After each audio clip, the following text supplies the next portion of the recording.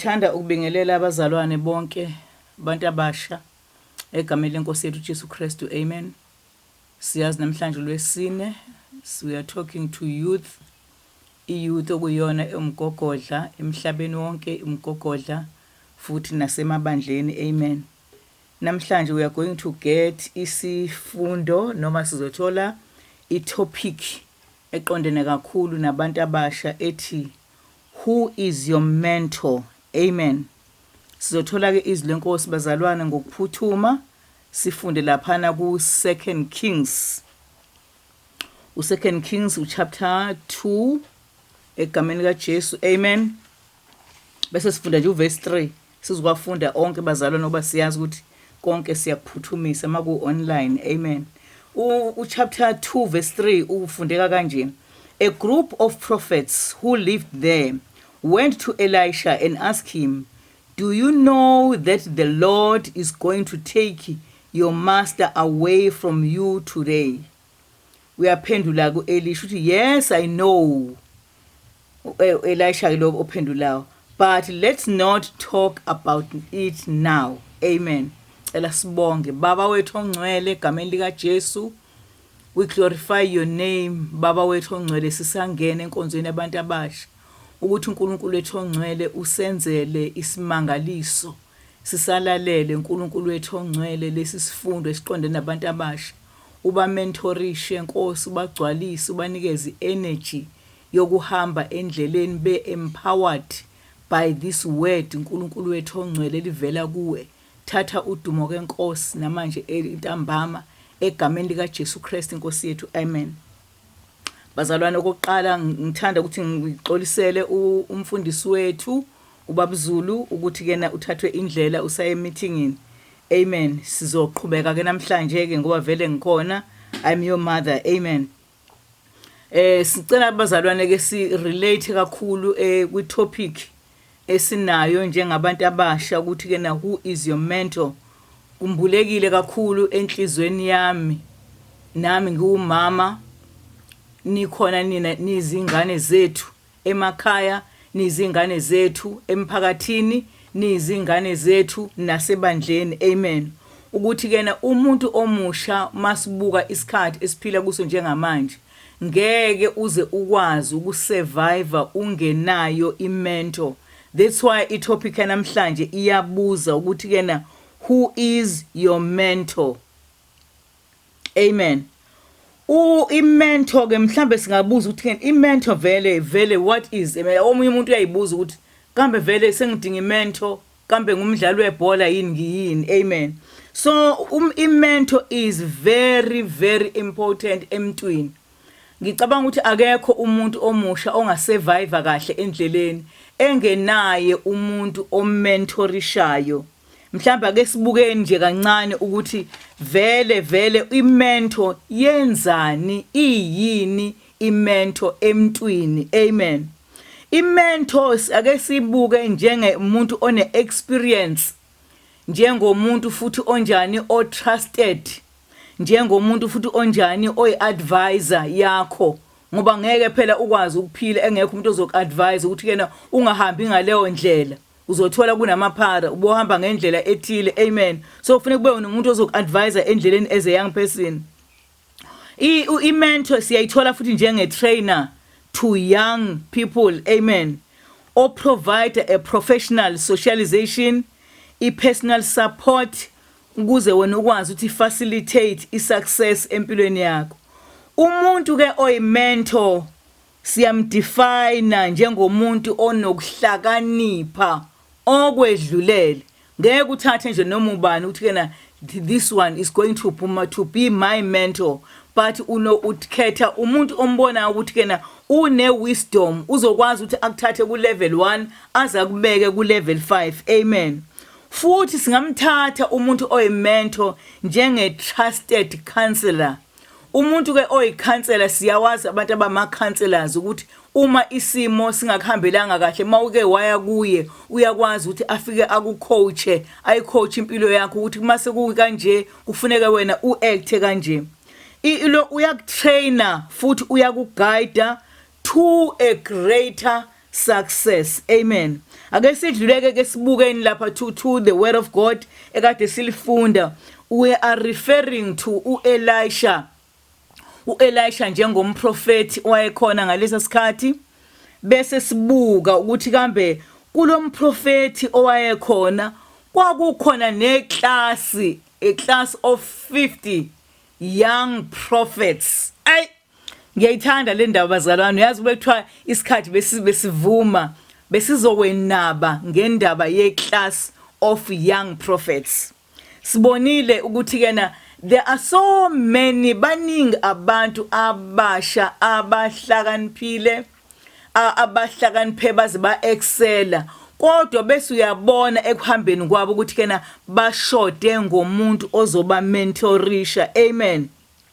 So ke lithi izwi lenkosi wayekhona la uElisha e-actor njenge-mentor. Ngeke sisho ukuthi wayewuthisha ngoba yayingekho isyllabus okwakuthiwa ureferwa kuyo ukuthi uma umprofeti wenze njani, kodwa waye-aplya iskill sokumentorisha labafana ukuze mase bephuma beyoprofeta beyokwenza le ministry ye-prophecy. Amen.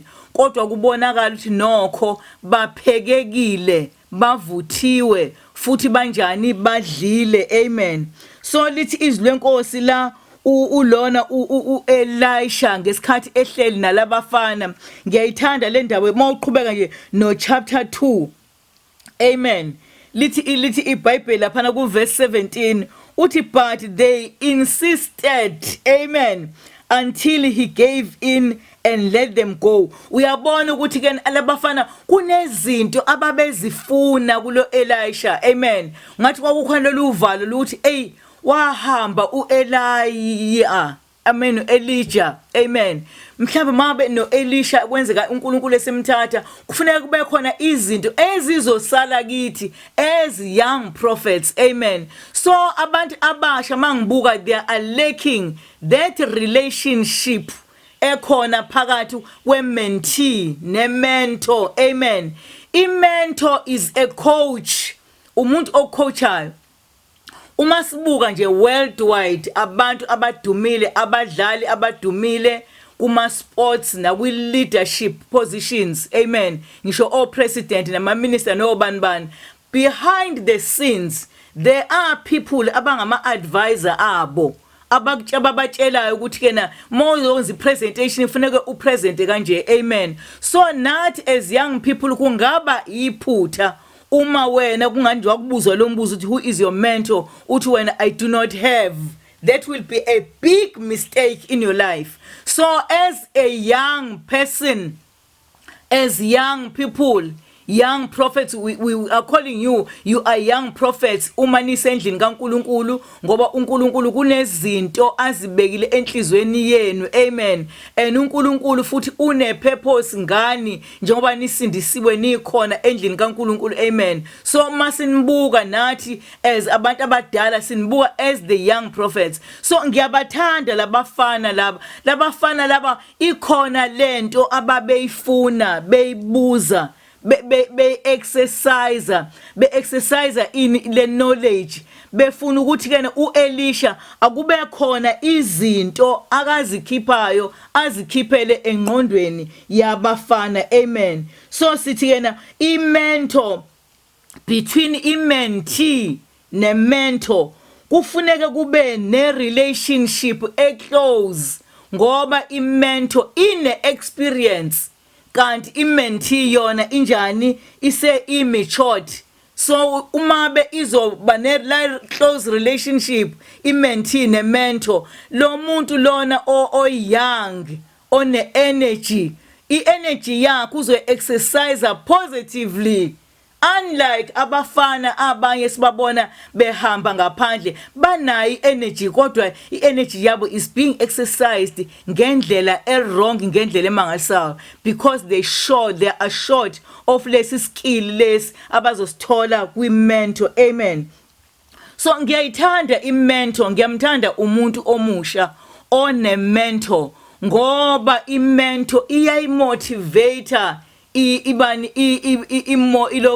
umuntu omusha, uyamotivate ngoba umuntu omusha sometimes ukabe down ngezinto ezithile akahlangabezana nazo endleleni, kodwa imento iyakwazi ukumotivate ithi mfana wami asihambe sesizofika phambili. Amen. Uyabuka na ukuthi there are people abaclose empilweni yakho abenza masters, ababenza honors, abenza ama senior degrees. Ngeke uyenze leyo senior degree uma ungenayo umuntu ozocoacha empilweni. So ukuze ube successful, my young boys and my young girls, kufuneke ube nobani, ube nomuntu ozomentorisha impilo yakho, akumotivate, akunikeze, cishe ngathi akugive, akunikeze that emotional support. Amen. Futhi yena he is noma she is going to have a role of modeling. Uzothi umbona enza izinto uthi yes, I wish to be like him, I wish to be like my father, I wish to be like my pastor, I wish to be like my teacher, I wish to be like my lecturer.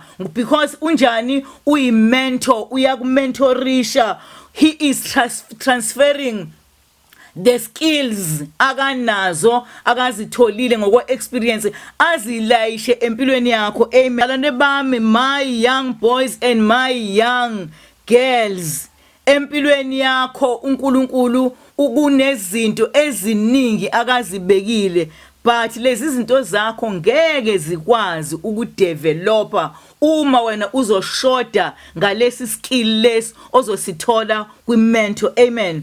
Futhi ngeke ukwazi ukuthi kena uthi play the strategies empilweni zokuthi kambe ngenza kanjani ukuze ngiphumelele uma engekho umuntu behind yourself ozothi kena ukuze uyiphase lento, do this and this. Amen. So sithekena kufanele kube ne relationship. Let's come to the word. Lithi izwi lenkosi labafana laba, they were close to Elisha, bembuza izinto. Amen. Ngiyabathanda labafana ukuba khona kwabo nokuphithizela kwabo, bezomchallenge bembuza uElisha naye batshela izinto ezithile. Lokho kwabo kuhlangana kwabo, lokhu kuphithizela kwabo, be around the clock. Amen. Be around impilo ka Elisha. Lithi izwi lenkosi kwake kwenzeka nje isimanga ngoba uNkulunkulu uyafuna ukuthi kena aveze demonstration, etshele abantu ukuthi ngempela uNkulunkulu wabafana uyaphila, uNkulunkulu kaMento, uNkulunkulu kaElisha uyaphila.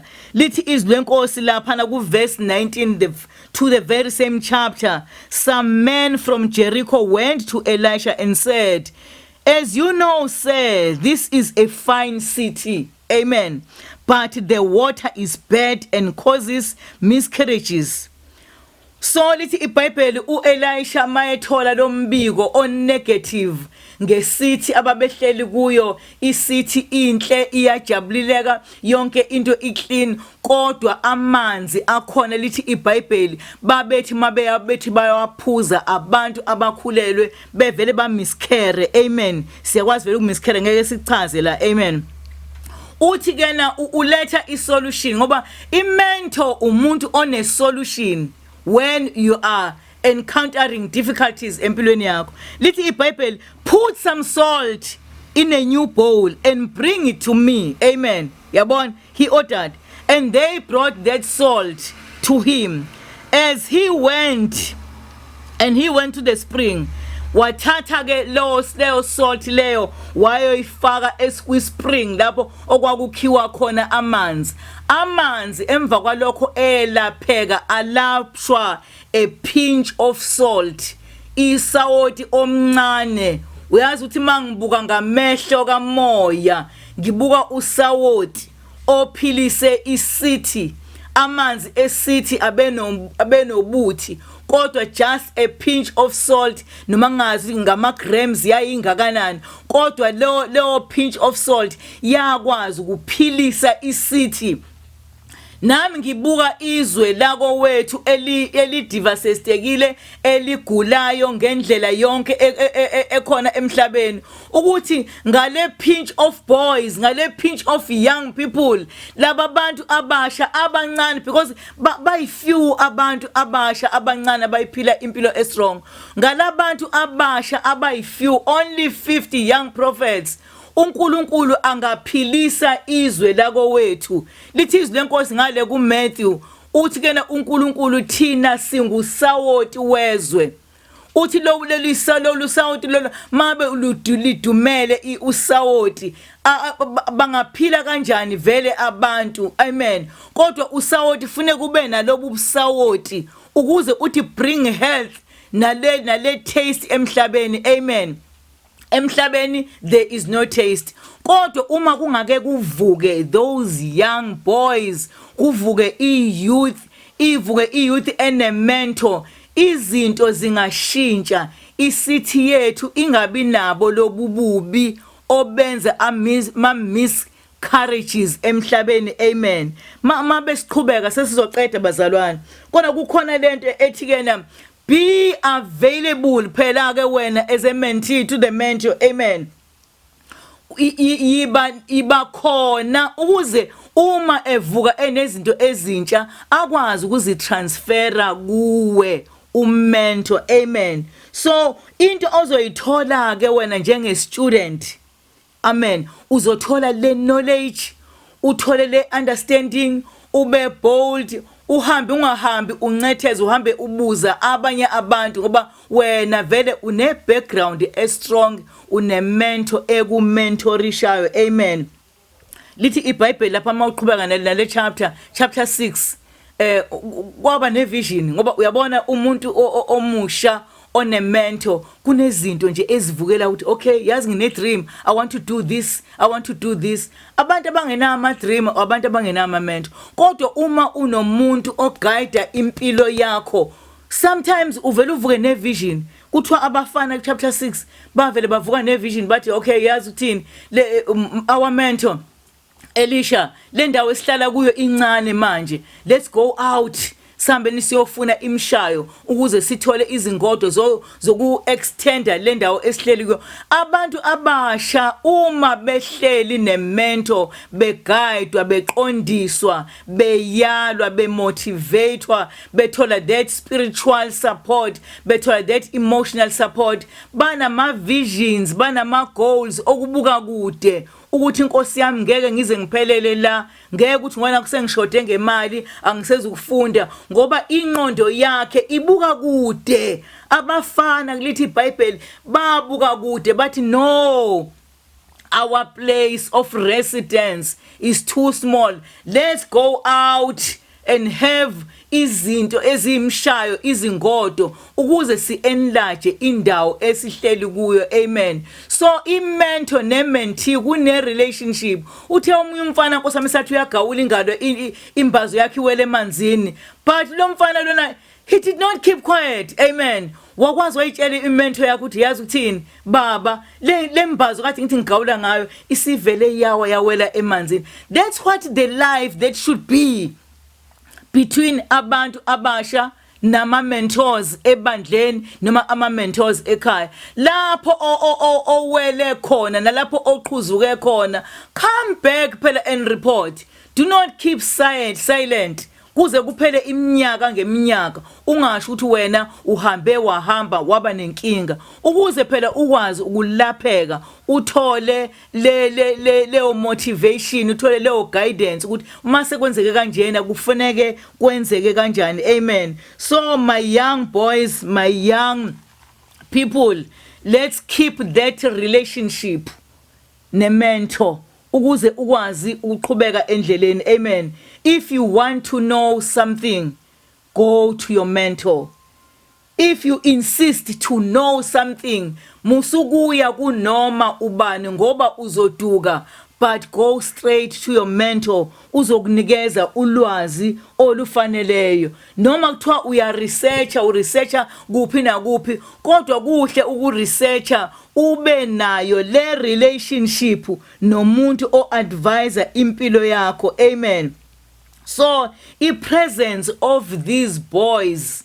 empilweni ka-Elisha yayikhulisa iministry ka-Elisha. U-Elisha waba umprofeti owenza izinto eziningi nezinkulu ngenxa ukuthi abaprofeti abancane babemchallenge bethi baba kunjani makukanje, baba kunjani.